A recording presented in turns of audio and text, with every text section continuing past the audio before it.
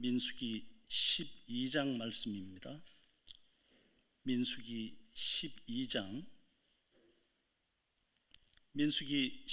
말씀은 제가 가진 성경으로 구약 215페이지 215면에 있습니다.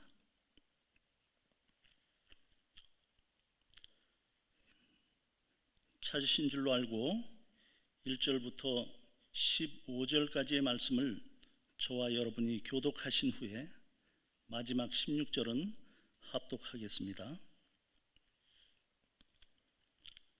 모세가 구스 여자를 취하였더니 그 구스 여자를 취하였으므로 미리암과 아론이 모세를 비방하니라.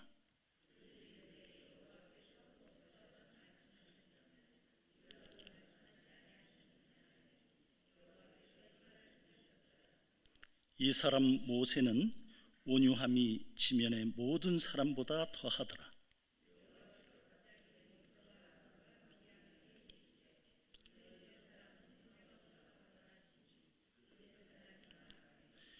여호와께서 구름 기둥 가운데로부터 강림하사 장막문에 서시고 아론과 미리암을 부르시는지라. 그 두 사람이 나아가매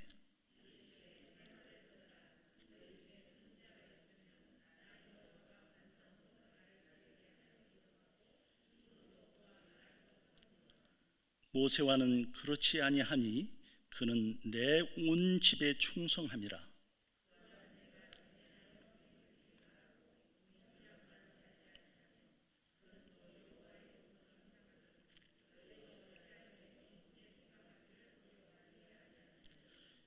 여호와께서 그들을 향하여 진노하시고 떠나시매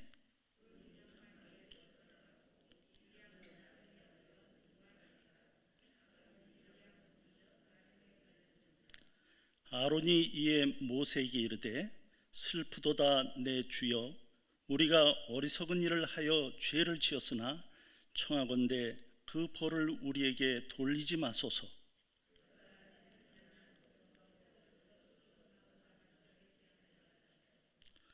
여호와께 부르짖어 이르되 하나님이여, 원하건대 그를 고쳐 주옵소서.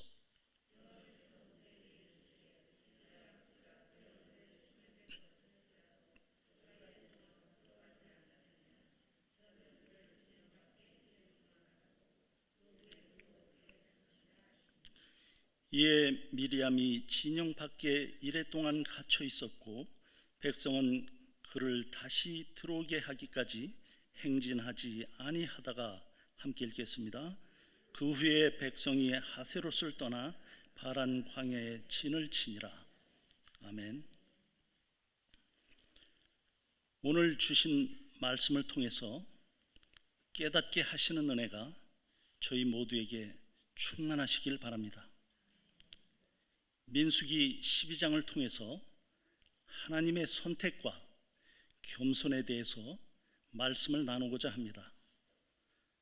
모세의 누이인 미리암과 형인 아론이 모세가 구스 여인, 즉 에티오피아 여인을 아내로 맞이한 것에 대해서 비방을 할 때 모세가 직접 대응을 하지 않고 겸손히 대처하는 모습, 그리고 그로 인한 하나님의 징계, 또 이 사건이 공동체에 어떠한 영향을 미쳤는지 함께 나눠보고자 합니다. 하나님의 군대가 믿음의 장정을 시작함에 있어 시련은 외부에 있지 않았습니다. 철저한 준비 과정을 거쳐서 출발한 지 며칠도 안 돼요. 백성들이 원망을 했다고 합니다. 11장 1절에서 보면 여호와께서 들으시기에 백성이 악한 말로 원망하매 여호와께서 들으시고 진노하셨다고 했습니다. 그런데 오늘 12장에서는 백성들뿐만이 아니라 모세의 최측근인 그의 누이와 그의 형이 반발을 했던 것입니다. 이것은 오늘날 우리의 현실과도 유사합니다. 우리가 하나님의 사업을 진행할 때, 하나님의 뜻에 따라 순종하며 나아갈 때 우리 공동체 안에서도 결코 다르지 않습니다. 외부의 그 어떤 요인보다도 내부에 더 많은 어려움이 있고 서로가 하나 되지 못하여 불순종하는 모습들을 볼 수가 있습니다. 이러한 우리들의 연약한 모습을 아시기에 하나님께서는 이스라엘 군대를 동쪽과 서쪽, 남쪽과 북쪽에 세 집합씩 하나님의 군대를 배치하고 중앙에는 성막을 배치하셨습니다. 하나님께서 낮에는 구름 기둥으로, 밤에는 불 기둥으로 그들과 동행하시는 가운데 하나님의 임재를 상징하는 그 성막을 얼마나 거룩하게 지켜야 하는지 강조하고 또 강조하셨습니다.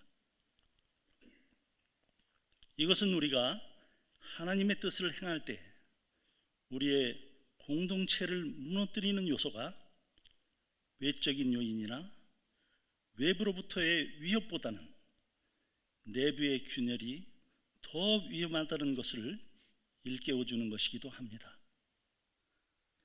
내부에서 서로 시시비비를 가리는 동안에 결국 한 발자국도 나아가지 못하는 그런 결과를 초래하게 되는 것입니다. 본문 1절 말씀을 함께 읽겠습니다. 시작. 모세가 구스 여자를 취하였더니 그 구스 여자를 취하였으므로 미리암과 아론이 모세를 비방하니라. 아멘. 원문에 쿠시로 표기된 이 족속은 아프리카의 에티오피아와 아라비아 반도 그리고 아시리아 지역에 널리 퍼져 정착한 검은색 피부의 함족을 말합니다. 애굽에서 종살이를 하다가 출애굽할 때 이스라엘 백성과 함께 나왔던 사람들 중에 한 명일 것입니다. 모세가 80세의 부르심을 받아서 120세에 사망을 했으므로 학자들은 이 당시의 나이가 100세 정도 되었을 것이라고 추정을 합니다. 100세의 나이에 아내를 새로 얻었다고 하는 것은 무엇을 의미하는 것일까요? 모세가 하나님의 사명을 감당하는 가운데 측근인 누이와 형마저도 자기를 대적하는 상태에서 얼마나 외로웠으면 이방 여인을 또 아내로 맞이했을까 하는 것입니다. 그런데 이 일을 가지고 미리암과 아론이 모세를 비방했는데 그 자체가 문제가 된 것 같지는 않습니다. 왜냐하면 이 당시에 이방인과 결혼한 것이 크게 잘못된 것은 아니었기 때문입니다. 모세의 첫 번째 아내 역시 미디안의 제사장 이드로의 딸로 이스라엘 백성이 아니었습니다. 십보라는 모세가 출애굽을 감행하는 가장 중요한 시기에 장인 이드로가 데려갔습니다. 그러니까 모세는 외롭게 출애굽을 감행했던 것이죠. 출애굽기 18장 2절을 보면 출애굽 사건이 끝나고 홍해도 건너고 반석에서 물이 나오고 쓴물이 단물로 변하고 만나와 메추라기가 내린 다음에 모세의 장인 이드로가 십보라와 그의 두 아들을 데리고 왔다고 했습니다. 지금까지 출애굽의 이 어마어마한 사건들이 벌어질 때 모세는 아내와 함께 있지 않았다는 것입니다. 아마도 장인 이드로가 자신의 딸과 아이들을 안전하게 하기 위해서 데려갔을 것입니다. 가장 힘든 시기, 가장 어려운 시기에 모세는 혼자였던 것이죠. 말년에 구스 여자를 취하는 순간 미리암과 아론이 모세를 비방했다고 성경은 기록하고 있습니다. 별 문제가 되지 않는 것을 가지고 비방할 거리를 잡은 것이지요. 2절의 말씀을 함께 읽겠습니다. 시작. 그들이 이르되 여호와께서 모세와만 말씀하셨느냐 우리와도 말씀하지 아니하셨느냐 하매 여호와께서 이 말을 들으셨더라. 아멘. 이 말 가운데 시기와 질투가 있음을 알 수 있습니다. 구스 여자에 관한 것은 그저 구실에 불과하고 너만 하나님과 관계를 맺고 있느냐? 너만 하나님의 사람이냐? 우리도 하나님의 사람인데 왜 너만 최고의 지위에 있느냐? 이러한 반발심을 갖고 있는 것입니다. 본래 하고 싶었던 이야기는 우리가 너보다 손이 사람이고 우리가 너보다 낫다, 그런 말을 하고 싶은 것이지요. 하나님은 사람을 통해서 일을 하십니다. 하나님은 연약한 인간을 들어 쓰셔서 하나님의 일을 이루어내십니다. 왜냐하면 하나님은 사람을 사랑하시고 사람을 믿으시고 사람을 통해서 하나님의 뜻을 이루시는 것을 기뻐하시기 때문입니다. 하나님이 직접 행하시고 하나님이 직접 인도해 주시면 얼마나 좋을까? 이러한 생각은 인간들의 바람일 뿐입니다. 그런데 사람들은 친히 주장하시고 인도하시고 형통케 하시는 하나님은 보지 않고 하나님께서 들어 쓰시는 표면적으로 나타나는 연약한 사람만을 보는 것입니다. 왜 하나님이 저런 사람을 택하셨지? 왜 하나님이 저렇게 부족하고 연약한 사람을 들어서 이 큰 일을 행하시지? 그러한 불만을 갖게 되는 것입니다. 그 사람을 통해서 일하시는 하나님은 보지 않고 하나님이 사용하시는 그 사람만을 보는 것입니다. 그러다 보니 그 사람의 연약함만 보이고 그 사람보다 내가 더 낫다는 생각에 시기와 질투를 하게 되는 것입니다. 여기서 중요한 것은 미리암과 아론이 모세를 잘 아는 최측근이라는 것입니다. 차라리 백성들은 모세에 대해서 잘 모르기 때문에 하나님이 쓸만하니까 쓰시나 보다 할 텐데 미리암과 아론은 모세의 사생활을 너무나 잘 알고 있기 때문에 문제를 삼고 시비를 거는 것이죠. 하나님이 쓰시기에는 너무나 약한 부분이 많고 이런 부분이 안 좋은 것 같고 저런 부분도 부족한 것 같고 그렇게 보이는 것이죠. 그런데 가까이 있기 때문에 더 잘 보이는 그런 사람이 하나님의 일을 할 때 우리는 어떻게 해야 할까요? 우리는 그 사람의 편이 되어 주어야 하는 것입니다. 특별히 가정에서도 마찬가지입니다. 남편은 하나님께서 그 가장으로 삼으신 그 가정의 머리입니다. 그런데 그 남편을 가장 잘 아는 사람이 아내인데 그 아내가 보기에 남편의 부족함이 너무 많이 보이는 것입니다. 그래서 아내들은 남편에게 당신이 잘못했다, 당신이 문제다, 당신이 좀 더 잘해 주었으면 좋겠다, 이렇게 말을 합니다. 남편들 역시 마찬가지입니다. 그러다 보면 다툼이 일어나고 서로에게 불만이 있기 마련입니다.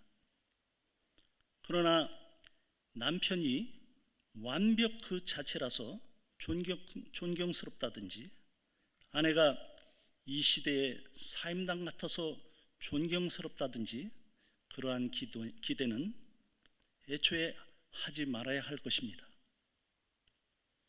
눈만 뜨면 얼굴을 보게 되고 사사로운 약점까지도 줄줄이 꿰고 있는 상태에서 어떻게 존경스럽기만 하겠습니까?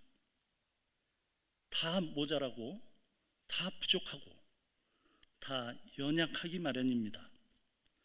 다만 하나님께서 내게 붙여주셨기 때문에, 하나님이 내게 주신 하나님의 사람이기 때문에 존경하고 존중하는 것이지요. 교회 안에서도 마찬가지입니다. 교회 안에서 우리가 함께 하나님의 일을 해나갈 때 우리가 누구를 볼 것인가? 내 옆에 있는 이 연약한 사람을 볼 것인가? 이 일을 맡기신 하나님을 볼 것인가 하는 것입니다. 하나님의 선택을 존중하고 하나님을 높일 때 우리의 마음이 한 뜻이 되고 한 마음이 되어서 하나의 목표를 향해 나아갈 수 있는 것입니다. 오늘 말씀에서 미리암과 아론이 동생 모세에 대해서 비방을 할 때 모세의 반응이 어떠했는지 한번 살펴보겠습니다. 3절을 함께 읽겠습니다. 시작. 이 사람 모세는 온유함이 지면의 모든 사람보다 더하더라. 아멘. 이 와중에 왜 모세의 온유함이 등장하는 것일까요? 모세가 구스 여인을 취할 수밖에 없는 사정을 설명을 하든지 아니면 잘잘못을 따지든지 해야 될 텐데 모세는 그리 하지 않았습니다. 나를 해명하거나 다른 사람들의 잘잘못을 따지지 않고 이 순간에 나를 세우신 하나님을 바라보는 것입니다. 그것이 바로 온유함입니다. 지금 미리암과 아론은 연약한 인간 모세만을 보고 있지만 모세는 이 상황 가운데에서도 하나님을 믿고 전적으로 하나님께 의뢰하는 것입니다. 오늘 이 시대를 사는 우리에게 하나님께서는 어떻게 말씀하실까요? 하나님이 이 사건을 통해서 우리에게 어떠한 깨달음을 주실까? 성도 여러분 모두 하나님만 바라보시는 그런 지체가 되시길 바랍니다. 우리가 지적을 받거나 모함을 당하거나 비방을 받을 때 우리가 취할 자세는 모세와 같은 온유함입니다. 우리는 본능적으로 해명을 하려 하고 아니 그 정도도 이해해 주지 못하나 하고 서운해합니다. 때로는 당신은 뭐가 더 낫느냐 하고 따지기도 합니다. 지금까지 내가 한 일이 얼마나 많은데 그 많은 일들은 제쳐두고 한 가지 실수한 걸 가지고 이렇게 트집을 잡느냐, 이런 말을 하고 싶어 합니다. 그런데 그렇게 말하는 순간 다툼이 되는 것입니다. 만약 이 시점에 시내산에서 1년간 준비하고 출발한 지 3일 만에 모세와 아론과 미리암의 싸움이 났다면 어떻게 됐겠습니까? 더 이상 하나님의 뜻을 따라서 하나님의 군대가 전진해 나갈 수 없는 그런 지경이 되었을 것입니다. 4절을 보면 모세가 자기를 해명하지 않아도, 그것이 무슨 잘못이냐고 따지지 않아도 하나님께서 직접 나서서 정리를 해 주십니다. 하나님이 보시고 하나님이 들으시고 하나님이 직접 처리를 해 주십니다. 온유함이란 지금 내 눈앞에 있는 유익을 바라보는 것이 아니라 그 유익을 넘어서 더 큰 미래를 보는 것입니다. 지금 내 앞에 있는 작은 억울함을 보는 것이 아니라 그 억울함을 넘어서 하나님이 이루실 더 큰 승리를 보는 것입니다. 온유함이란 지금 내 눈앞에 있는 작은 패배를 내어주고서라도 그 뒤에 있는 더 큰 승리를 얻는 것입니다. 우리는 지금 내 눈앞에서 시시비비를 가리고 내 결백함을 입증하는 것이 더 옳다고 믿지만 하나님은 그것이 아니라 지금 내가 모함을 받아도 지금 내가 억울해도 그것을 하나님께서 덮어주시고 하나님께서 밝혀주시고 하나님께서 입증해 주실 것을 기대하며 하나님께 전적으로 의뢰하는 것입니다.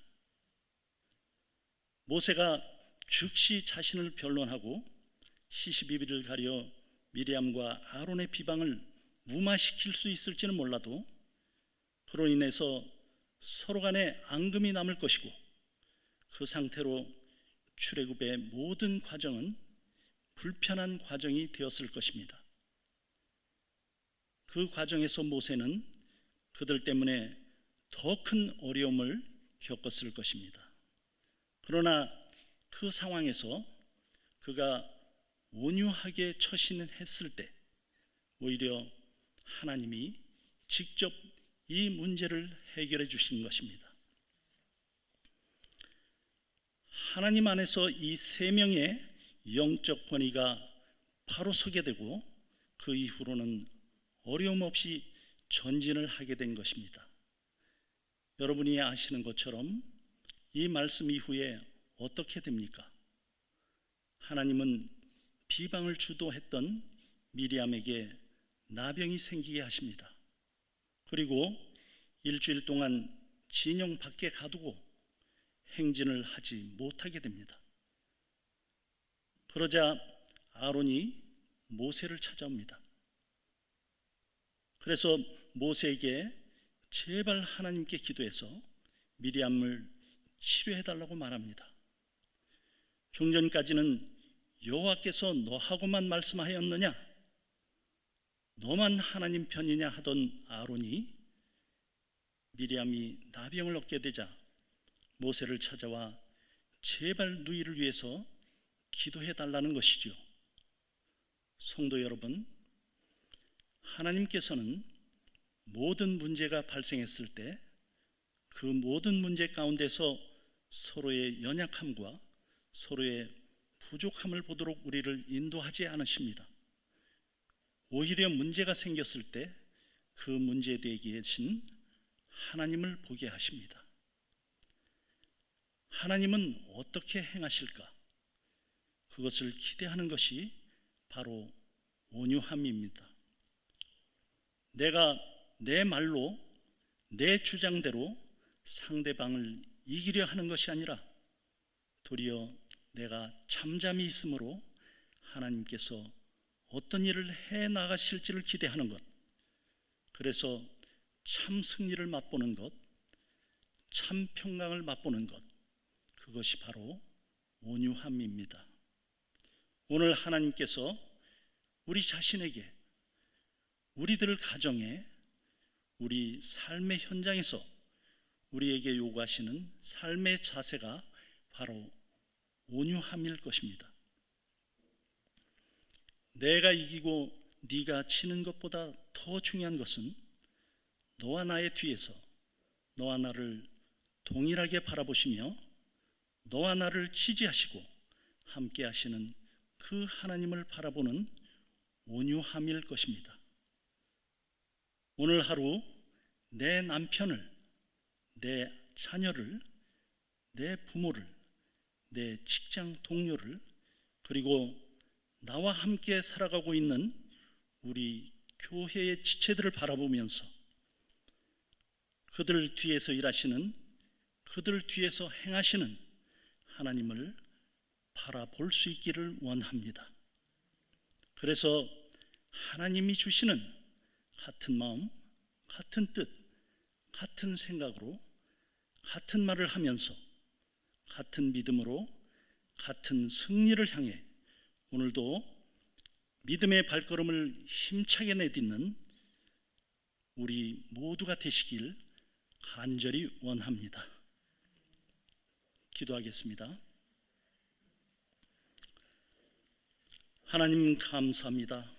오늘 미리암과 아론이 모세를 비방하는 가운데 언쟁을 통해서 서로의 잘잘못을 따지거나 서로가 자기 자신을 변론할 것이 아니라 우리 뒤에서 일하시는 하나님을 바라보고 온유해야 할 것을 다시 한번 알려주시니 감사합니다. 주님, 저희가 하나님의 일을 해나갈 때 얼마나 많은 허물과 부족함이 있는지요.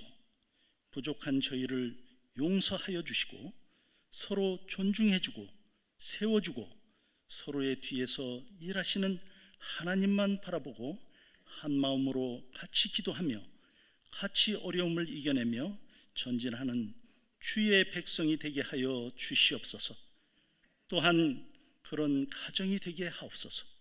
남편은 아내를, 아내는 남편을 사랑하고 존중하며 우리를 한 가족 삼으신 하나님을 인정하고 존경하면서 하나님의 뜻대로 더욱 사랑하는 귀한 날 되게 하시옵소서. 또한 우리 자녀들도 우리 가정에 보내주신 하나님의 뜻을 존중하고 우리 자녀들을 더욱더 사랑하고 소중히 여기며 그들에게 하나님을 알려주는 온유한 부모로 우리가 오늘 하루도 믿음으로 살게 하여 주시옵소서. 하나님께서 가정과 교회와 직장과 사회를 지키실 줄 믿사오니 항상 주님 앞에 온유한 자로 믿음으로 사는 저희 모두가 되게 하여 주시옵소서. 예수님의 이름으로 감사 기도드리옵나이다. 아멘.